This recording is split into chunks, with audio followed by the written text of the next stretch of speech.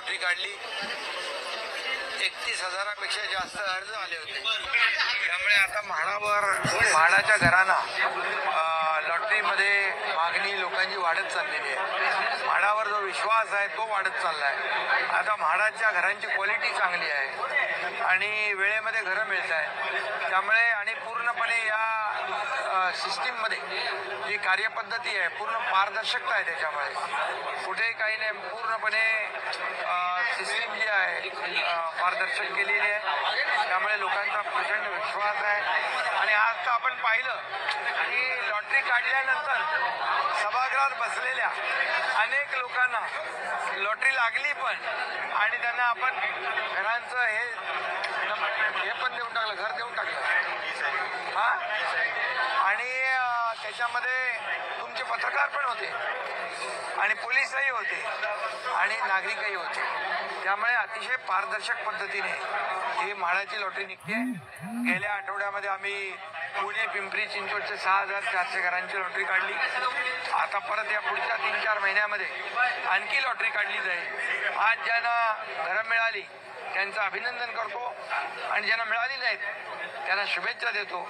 पुढच्या लॉटरीत त्यांनाही मिळतील। 5 वर्षामध्ये साधारणपणे 2 लाख घर बांधण्याचा उद्देश आहे। काय नेमकं 5 वर्षात 2 लाख नाही 8 लाख।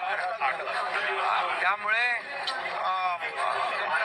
यामध्ये आम्ही सर्वसामान्य लोकांना परवडणारी घरं मिळाली पाहिजे। पॉलिसीमध्ये आम्ही हे करतोय, परवडणारी रेंटल घरं, त्याचबरोबर वर्किंग वुमनसाठी घरं, त्याचबरोबर गिरणी कामगारांना घरं, जे कामगार आहेत काम करणारे उद्योगामध्ये त्यांना घरं, डबेवाल्यांना घरं मिळाली पाहिजे, पोलिसांना घरं मिळाली पाहिजे, पत्रकारांना घरं मिळाली पाहिजे। अशा सर्वांचा समावेश आम्ही या नवीन धोरणामध्ये करतोय। त्यामुळे समाजातला प्रत्येक जो वंचित घटक आहे, सर्वसामान्य घटक आहे, गरजू घटक आहे, याला म्हाडाच्या या लॉटरीमध्ये आणि म्हाडाच्या घरामध्ये त्यांना चांगलं घर, हक्काचं घर आणि चांगल्या दर्जाचं घर देण्याची भूमिका म्हाडाची आहे। त्यामुळे यापुढे भविष्यात लाखो लोकांना घरं मिळतील। जसं पंतप्रधान आवास योजना जी आहे त्यामधून देखील मोठ्या प्रमाणावर घरं मिळतात, त्याला देखील या महाराष्ट्रामध्ये आपण राज्यामध्ये मोठ्या प्रमाणावर चालना देतोय।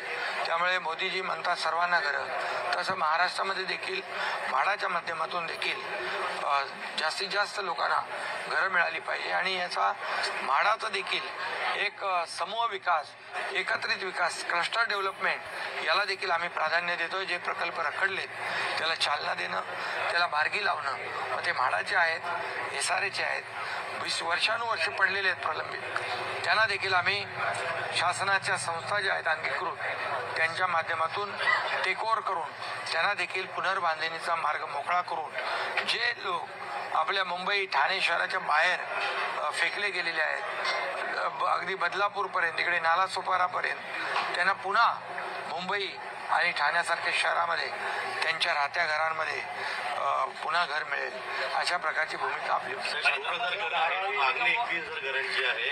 म्हाडाकडे जास्तीत जास्त अर्ज दरवर्षी येत आहेत, दुपटीने अर्ज लोक करतात, विश्वासार्हता वाढली आहे। आपण म्हटलात मगाशी विश्वासार्हता वाढली। विश्वास असल्याशिवाय लोक मागणी नाही करत।